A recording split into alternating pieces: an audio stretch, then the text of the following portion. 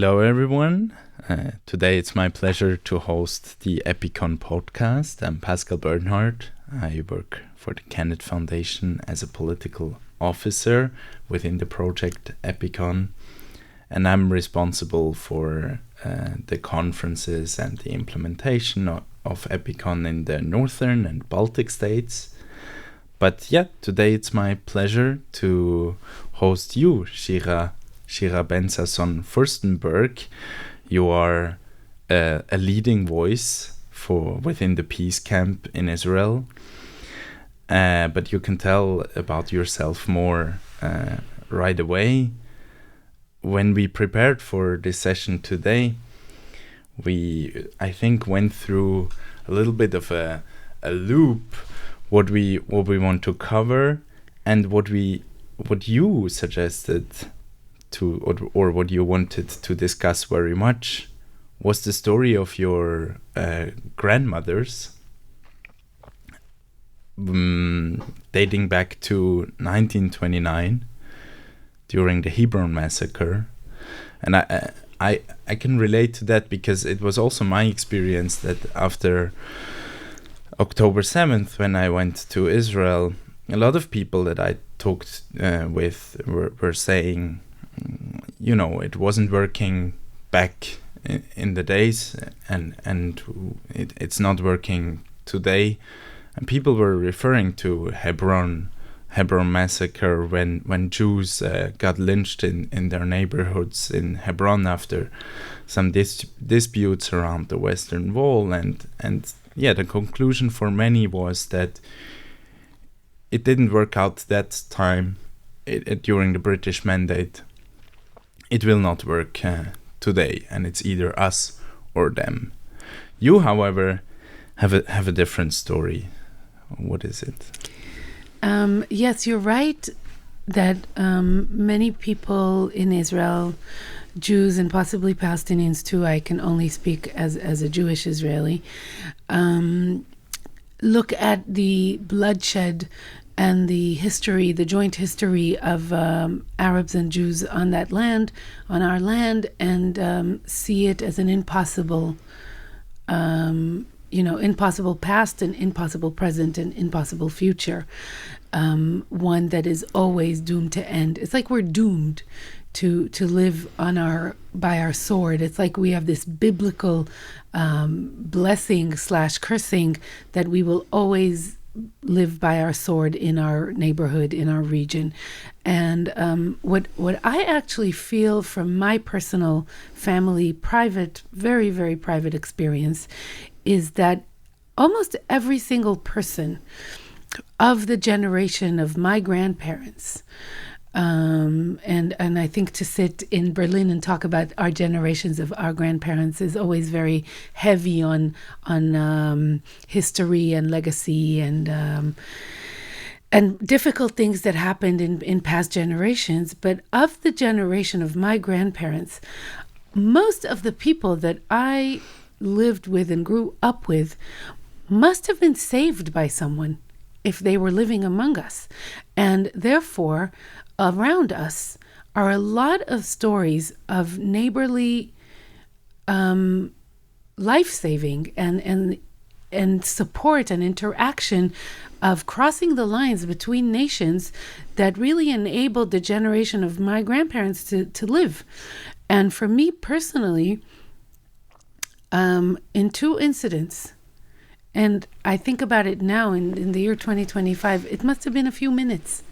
You know, everything I'm going to talk about now happened within very, very short periods of times, but made a life and death difference for the two young women that grew up to be my two grandmothers. And for my grandmother, Rivka, in Hebron, in the Palestinian Jewish city of Hebron, on the day of the massacre in August 1929, she was a young girl at home with her father and sisters.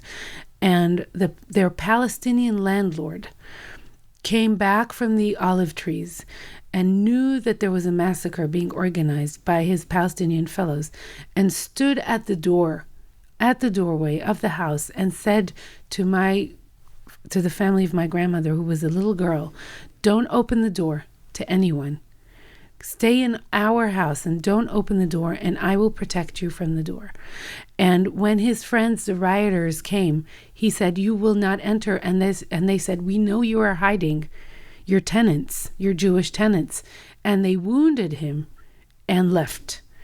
And this man saved the lives of his neighbors and made my grandmother, gave her a future and a life. You know, you get born once with your parents, and then you get born the second time when someone just makes an act of human hand-holding and endangers themselves to save your life. And for my other grandmother was a young woman in the Holocaust, in what today is the Ukraine, and ran out of the bunker where her family was hiding and was revealed. And everybody in the bunker was shot. And she was running outside in the night, in the snow, to a little house on a hill nearby where there was light, in the snow, in the darkness, and knocked on their window. And a young couple, a young man and woman, let her in that night and hid her in their barn for the night and gave her hot milk that she hadn't drunk in I don't know how long before that night.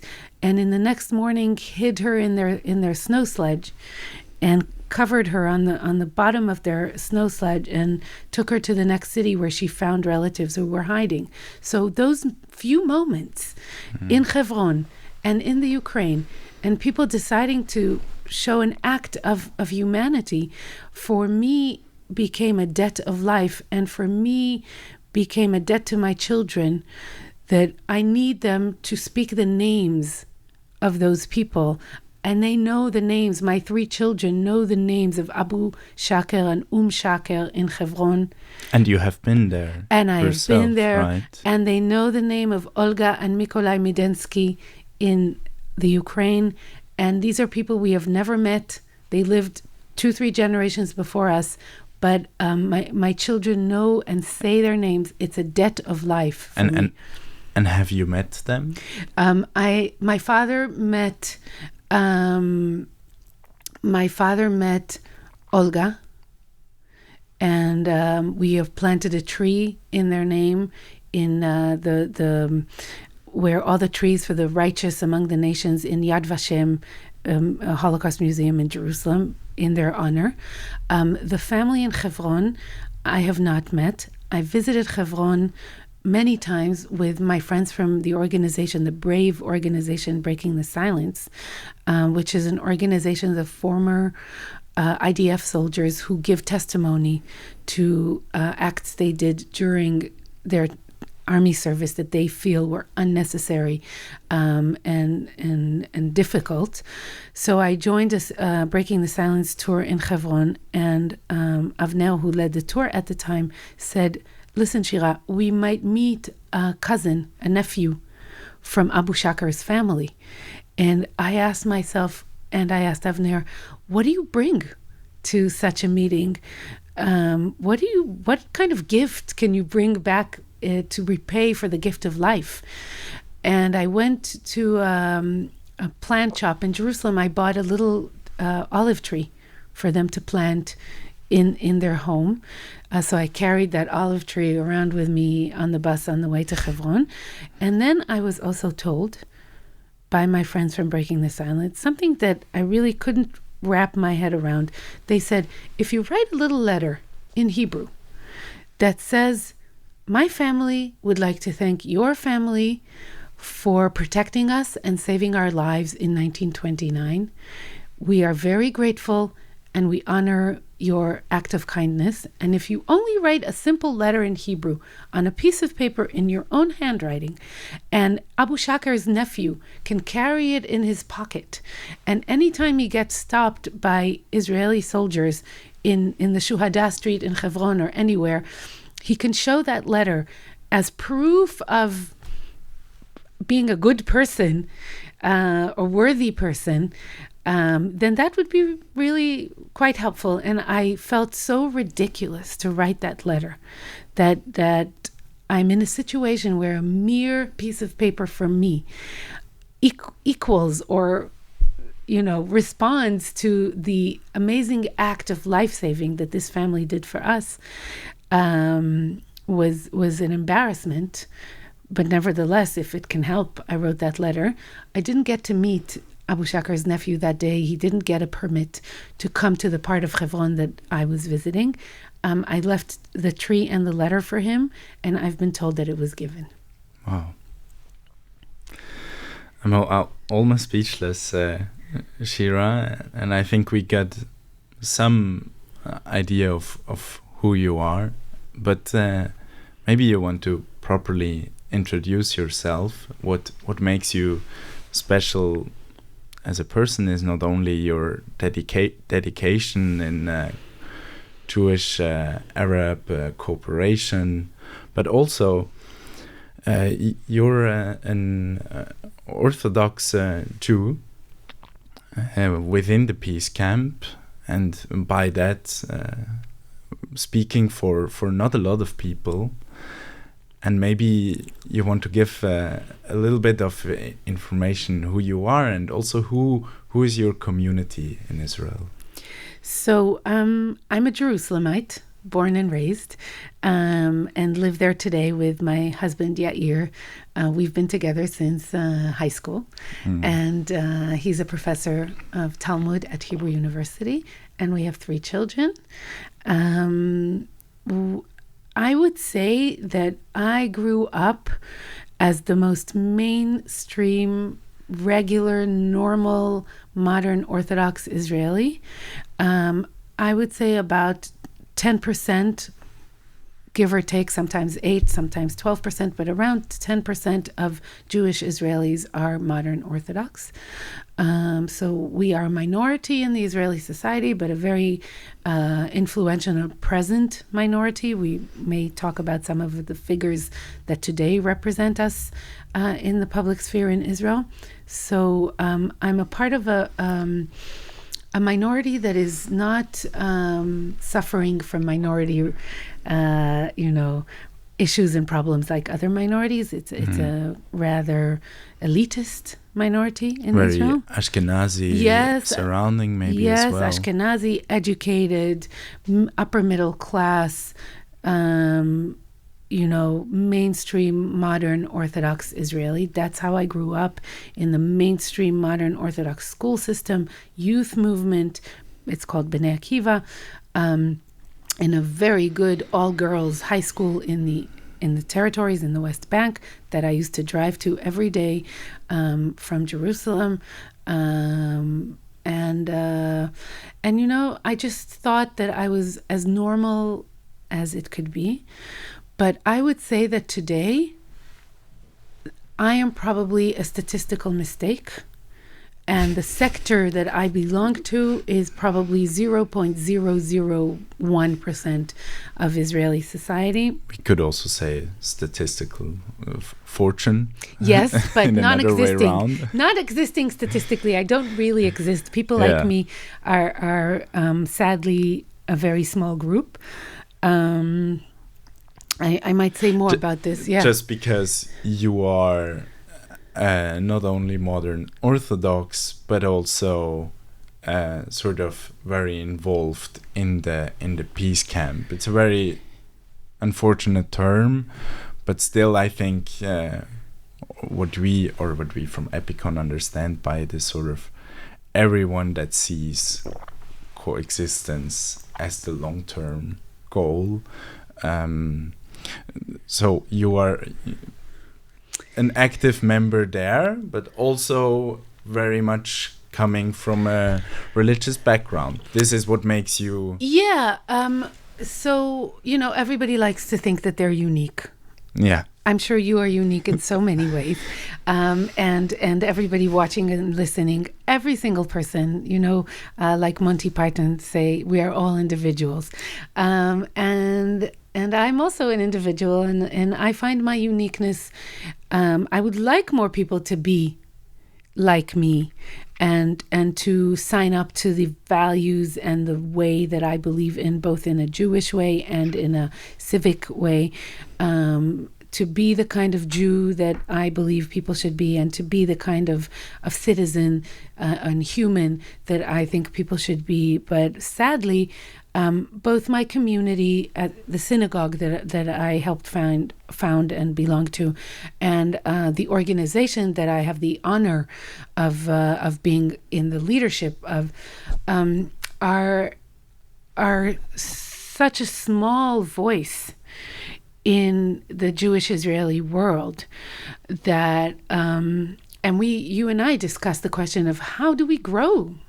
How do we grow? How do we spread these messages and ideas? And you challenged me by these questions, and I will say that here, because sometimes the energy that you need in order to maintain this identity at a time like this takes up so much of the resources that you have, that then to think about spreading the message is a challenge in and of itself. And I want to say, just in a sentence about my congregation and in a sentence about my organization and the different hats that I'm wearing. For context, you're the associate director of the New Israel Fund, which is a huge organization in the Israeli civil society, really like a landmark, and with lots of other organizations you're cooperating with. So these are the different hats, right? One the professional life as a religious. For the professional hat, I would say that, as I said, I have the honor and the privilege of being working at the New Israel Fund for the last 20 years, actually.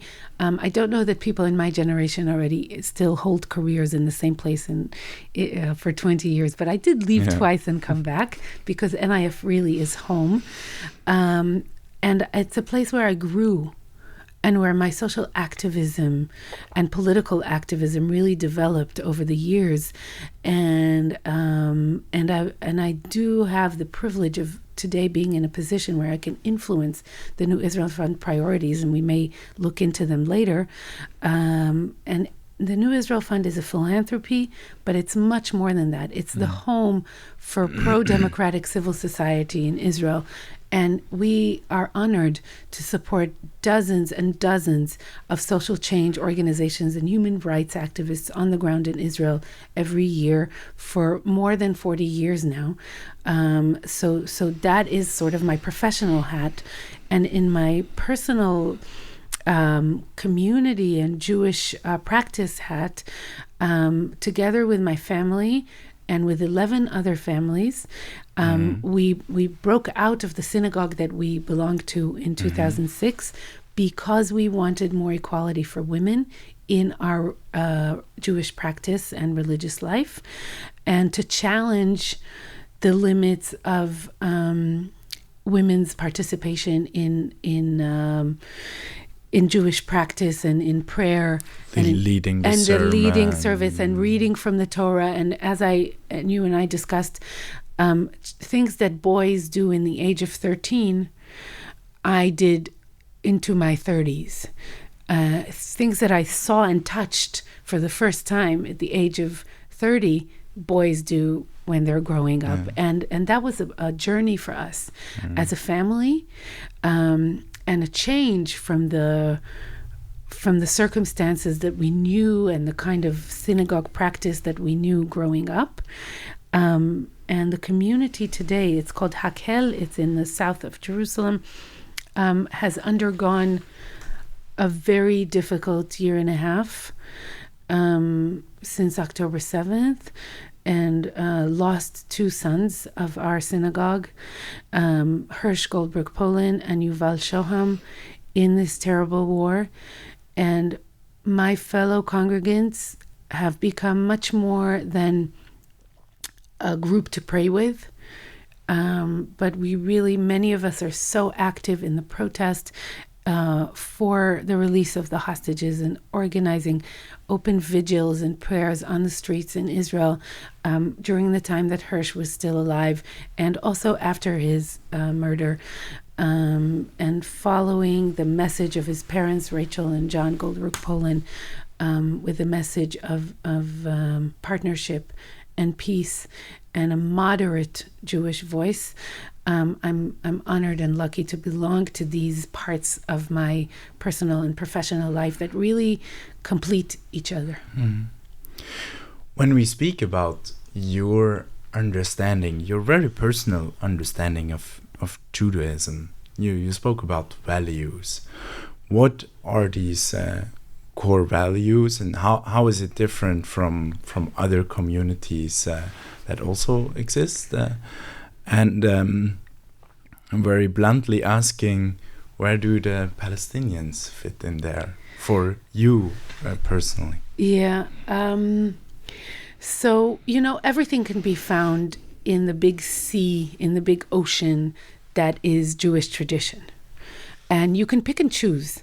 Really, it's not even cherry picking. It's like you can really find your voice and your direction in the ocean of Jewish tradition and Jewish writing and Jewish teaching, for whatever it is that speaks to you.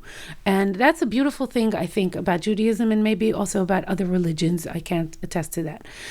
But I feel that the current leadership that we have, the rabbinical leadership, the political leadership, the educational leadership in my sector, in the national religious sector in Israel, has chosen the set of values and biblical stories that speak of revenge.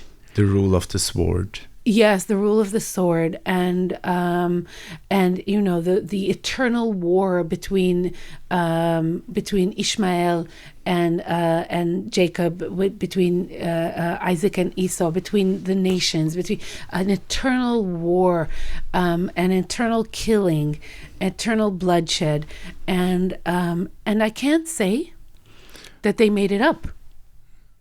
I can't say that it doesn't exist in our tradition. It does exist in our tradition.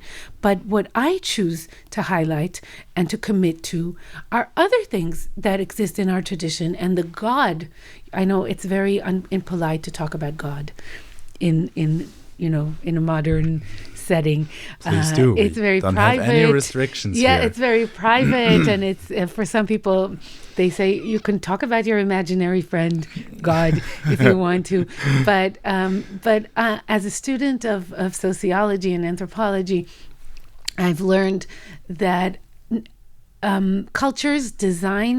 communities and cultures design the kind of God that embodies their values, right? So did God create us, or did we create our God? Of course, we won't go down that path. But the God that I understand is a God of mercy, is a God of humanism, is a God of seeing my fellow and helping my fellow and loving my fellow, which is sometimes very, very hard, even to love my fellow Jews. But how hard it is to love my fellow Palestinians. I see it as a civic commitment, as a human commitment, and as a religious commitment. Last year, when the humanitarian crisis in Gaza was starting to develop, and when we were preparing for the holiday of Passover, so it was a few months after the beginning of the war, let's say April 2024, we debated in the New Israel Fund whether or not we need to step in and help with the humanitarian crisis in Gaza. And it was a very challenging internal conversation for us, because we are the political conversation as well. Also about the mission. What's the mission of our work as an organization? We are the New Israel Fund. We don't operate outside the Green Line. Yeah. We don't support organizations that their offices, Jewish or Palestinian. We are the New Israel Fund. And are we committed to helping with the crisis, with the hunger and lack of medication and clean water in Gaza? And the fact that I was able to, together with my colleagues and fellow and board members at NIF, to lead our organization to decide that we're also raising money to buy food and medicine and make sure it gets into Gaza through trusted international partners like World Central Kitchen, and today with Clean Shelter, an organization that helps access to clean water and to even tents and bathrooms and showers, helped me. And this is going back to our conversation about religion and Jewish values. I know it's not about helping me, okay? It's about helping the people who are starving. But from my Jewish perspective, being able to sit on Passover to the Seder table and to know that I have helped raise close to $2 million at the time to help with buying food and medicine and making sure that trusted partners who get killed for doing their work on the ground in Gaza are able to transfer this food to people who get killed standing in line to get something to eat, is for me a religious commitment and a Jewish commitment. And I know that that's kind of rare in the peace camp and in the pro-democratic movement in Israel. And people have different motivations. For me, that makes sense. Mm-hmm. We talked a lot about the New Israel Fund, and I think what is interesting to know is how the New Israel Fund as an organization also shifted its priorities, being very active on social justice, feminism, rule of law until today, of course. But with time, the Palestinian question or how to get to peace became one of the top priorities for the organization. How? Well, first of all, I'd like to say that an organization that deals with social change, that constantly stays with the same set of priorities, is not doing good work. And if you want to respond to the changing reality, you have to be a changing organization. If you don't have windows in your office and you don't know what's happening outside, how do you wish to make change? How do we wish to be the New Israel Fund and to bring a new Israel if we're not looking at the reality on the ground? So the fact that we're changing our priorities and re-examining our investments and partnering with new NGOs and activists on the ground seems to me the core essence of being a responsible force of change. And I'm proud of these changes in priorities that we were able to push forward, because I think they respond to a changing reality. When the New Israel Fund was how did that reality, or just for the audience also to understand, maybe you have some examples, how did this change of your work? Because it's very interesting at a time where it feels that the Israeli society, after the Palestinians, maybe you could say, after the failure of Oslo, got so tired of peace, and even more after October 7th, of course, that your organization did the opposite. So it's really interesting.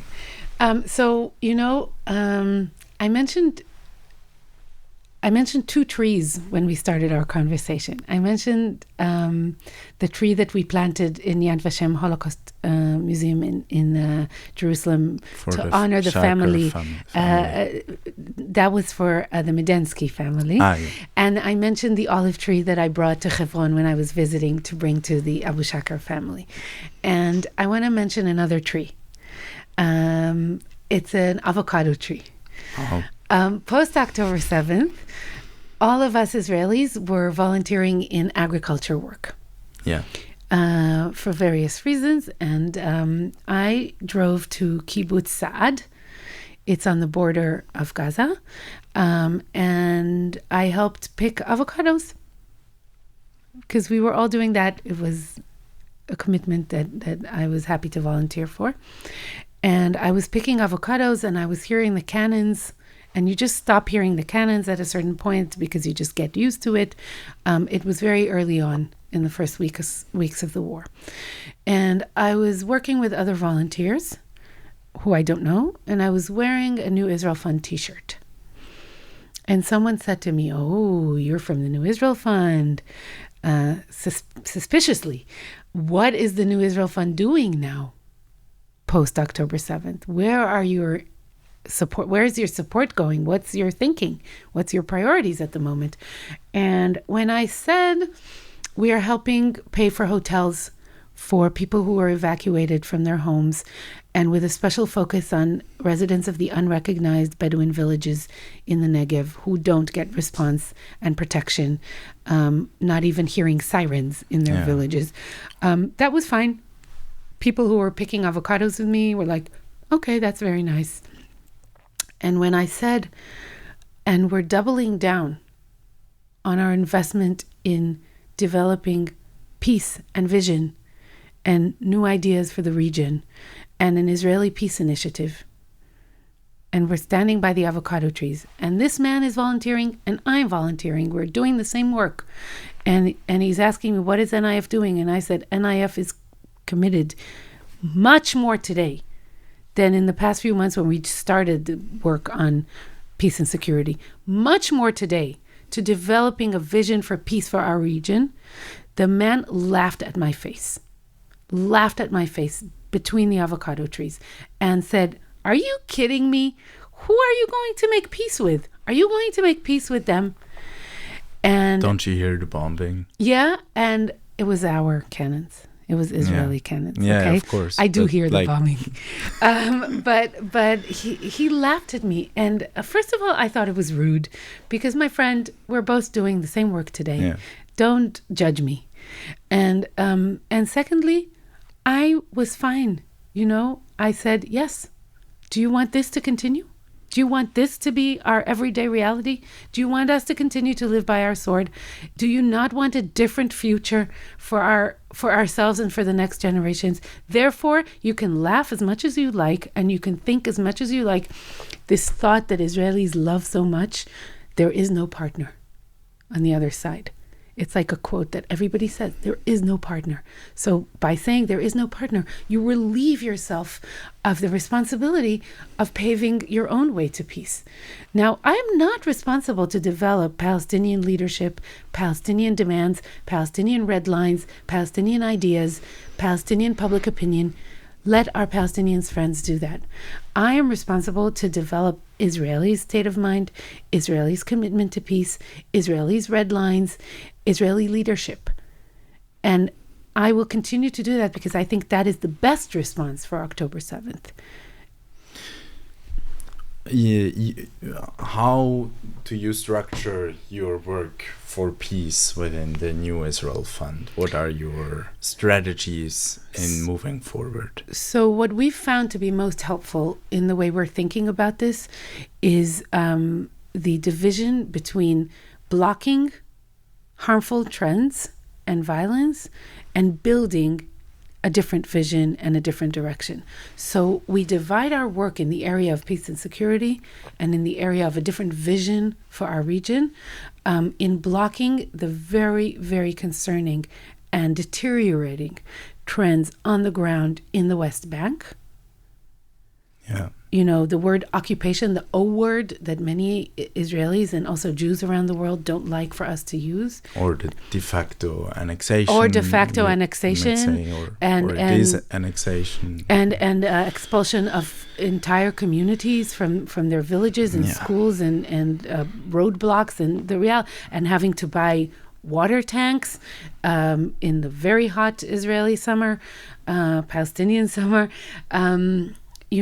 This reality on the ground is something that we're deeply committed to, the strategy of blocking with amazing young activists who come to the villages, Jewish activists who come to accompany shepherds and during the olive picking and just during everyday life in Mesaferiata and in the Jordan Valley.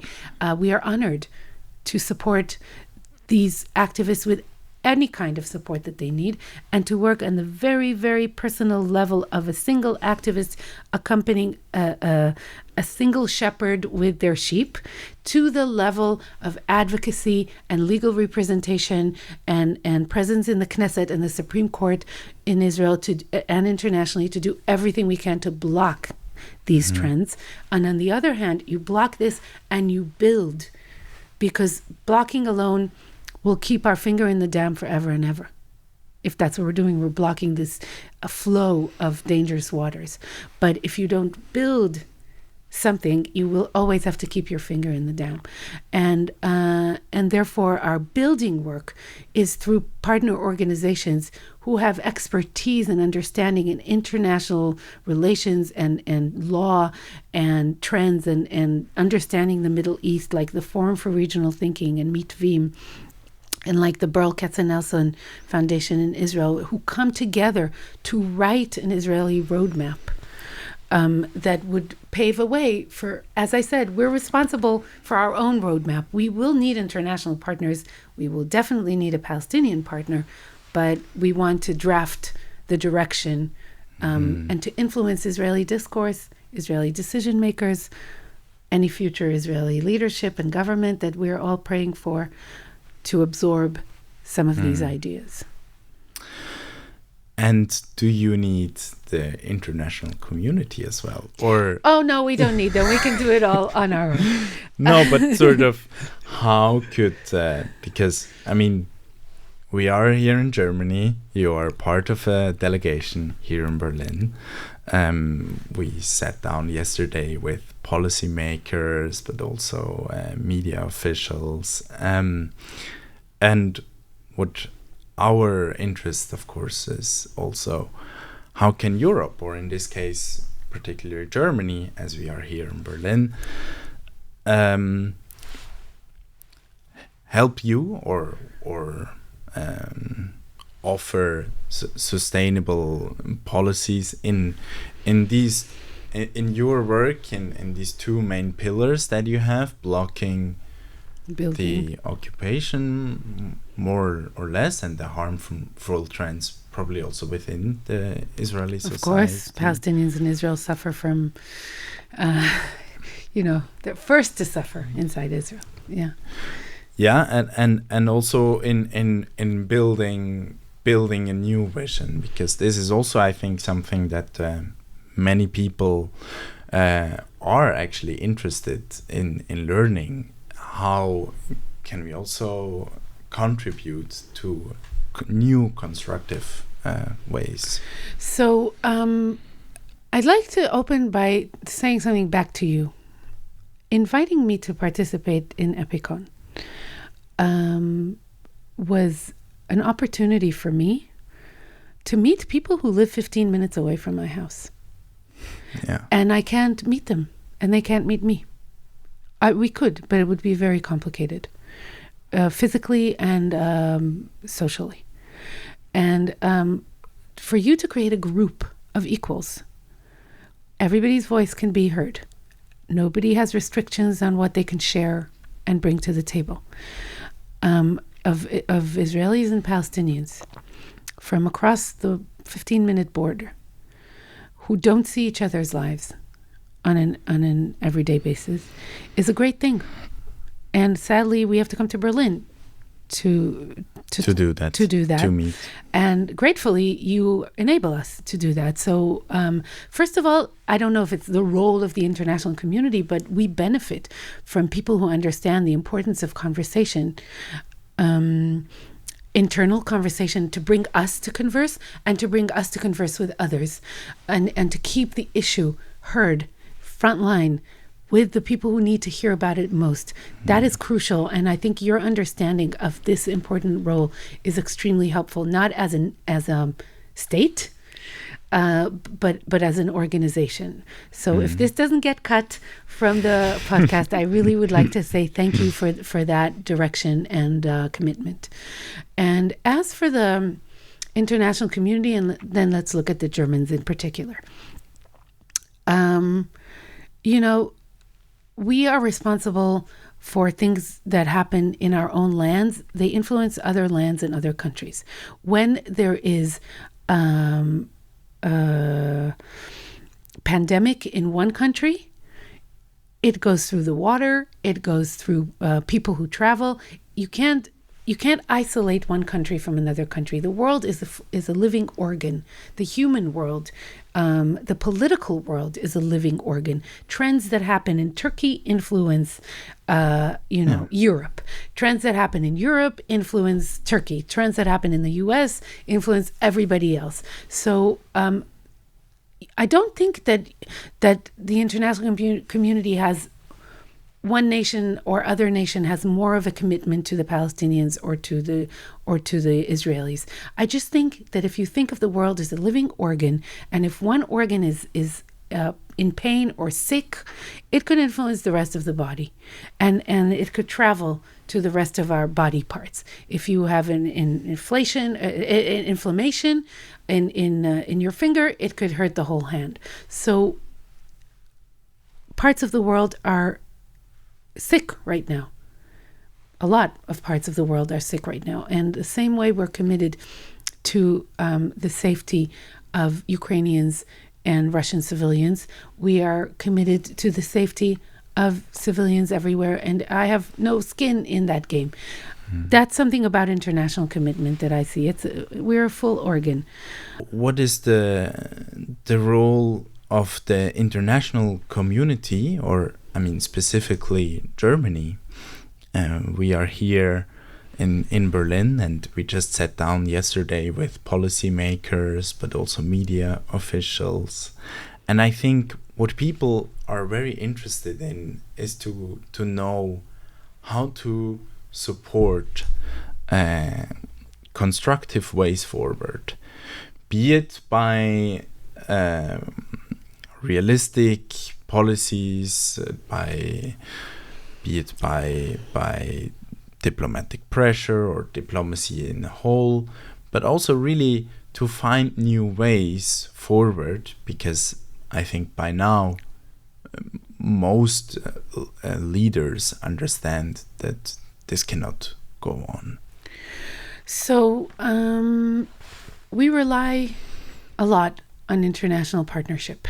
And I want to call it international partnership and not international pressure. I think when you're partners on many things, and you create trust, then exactly. you can Diplomacy. also say, I'm partnering with you on A, but I'm concerned about B.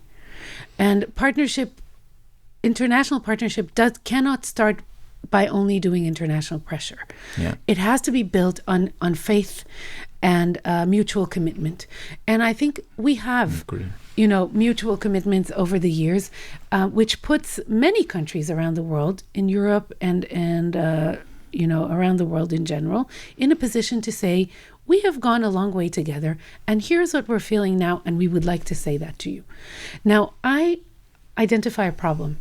The problem with you people is that you're not Israeli, and that you're very polite. And by you people, I mean probably anybody who's not Mediterranean. Yes. And sometimes nations voice their concerns to Israel in a language and in a framing and with actions that are very careful and polite, because that is the DNA of said countries. And the Israeli ear says, oh, well, so they said that they're concerned. So they asked us a question. It was merely a question, where for the asker of the question, that was a very big step to intervene and to even raise that question. And they were asking themselves 100 times, should we be asking the Israeli government these questions? And in Israel, it was like, oh, that was a small question.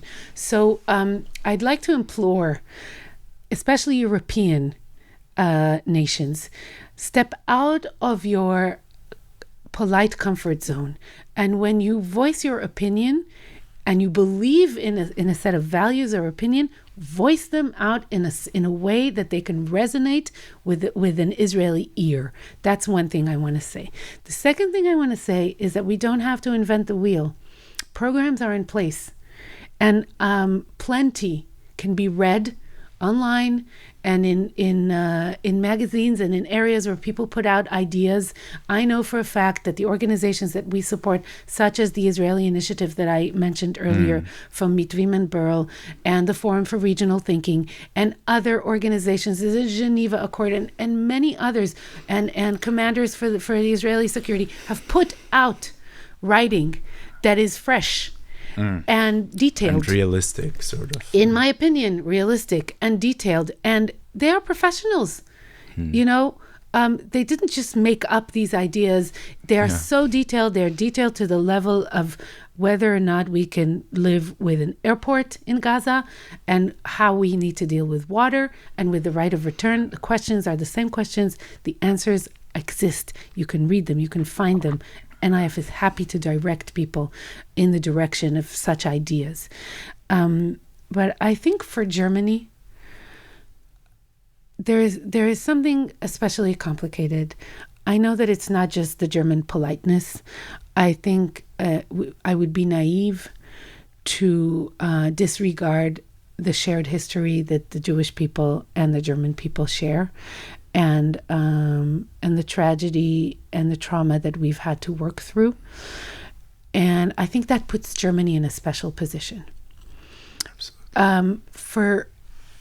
For Germans, I think I'm going to, do a very cheap psychoanalysis for a second. And I'd like to apologize if I'm getting you wrong, dear Germans, but I think for Germans, it means for them that they're walking on eggshells when they talk to Israelis. They're very, very tiptoeing, very, very carefully. And we can't say many things because we are Germany to Israel. And I'd like to tell my fellow Germans, don't do that.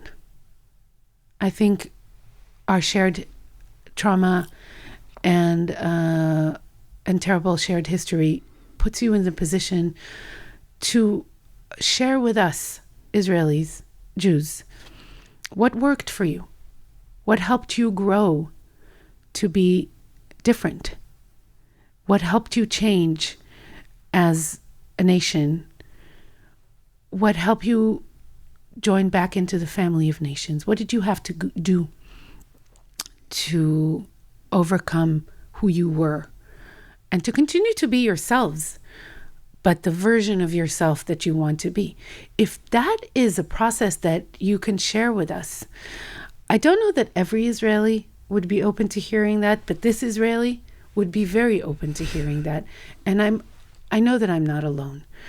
And if German leadership was to very, very respectfully ask us, is this who you want to be? Are you okay with the version of Israelism that you are currently leading? If not, we're happy to share from our experience when we looked in the mirror as Germans and said, this is what I want to be and this is how I'm going to do it. And the question is, practically here, who does Germany partner with when they partner with Israelis? Do they partner with our current leadership? Do they partner with our current Jewish ideas of revenge and killing? Or do they and Jewish supremacy? Or do they find Israeli partners who exist and who will lead Israel, God willing, in the near future? Who do you invite? Who do you disinvite? Who are you in conversation with? There is an Israel that you can be in conversation with. There are shared values that you can highlight when you talk to Israel. And it is our shared past that enables this conversation in a much deeper way. Let's use that to take us a step forward. If I hear you correctly, Shira, maybe I would share that assessment. You would argue that peace is still very much possible. for our viewers who can see us, I'm sitting here with my little notebook that has a sticker, yes, peace. And also in Arabic, you read Arabic and I don't, which is shameful. But it's from Standing Together, another another organization that we very much support, a Jewish Arab movement on the ground in Israel. And yes, peace. It's yes, peace, because first of all, even if I don't believe that it's possible, and I do, I still need to continue imagining peace as an option, as part of the political imagination that we need to enable for our region. But it's not just imaginary. It's not my imaginary friend peace. It's the road I'm walking in. And I will tell you this, every time the road gets too hard, and that happens, I get exhausted. And we lose loved ones.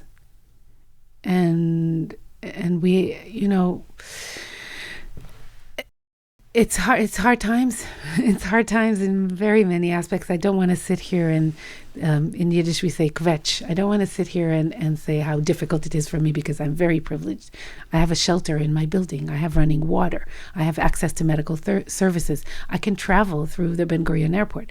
But whenever the road gets hard, and these times have been very, very hard, for Israelis and Palestinians, normal people,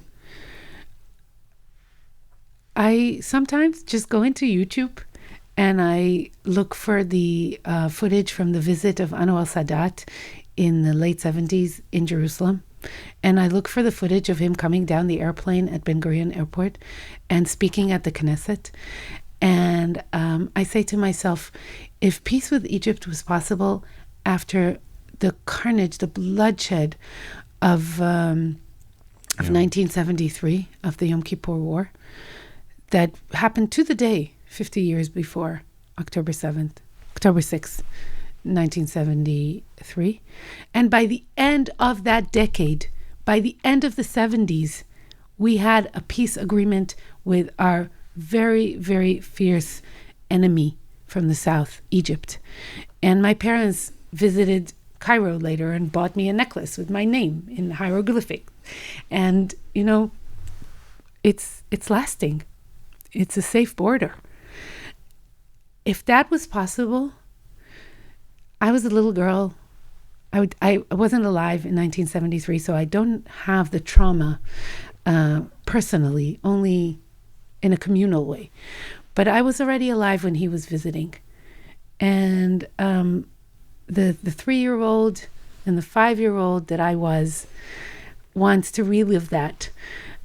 And in this crazy world, everything is possible. I believe everything. We wake up to the news today. We believe everything. If they tell you something happened in America or in Israel or in Palestine, we believe everything now, because the impossible is happening every day.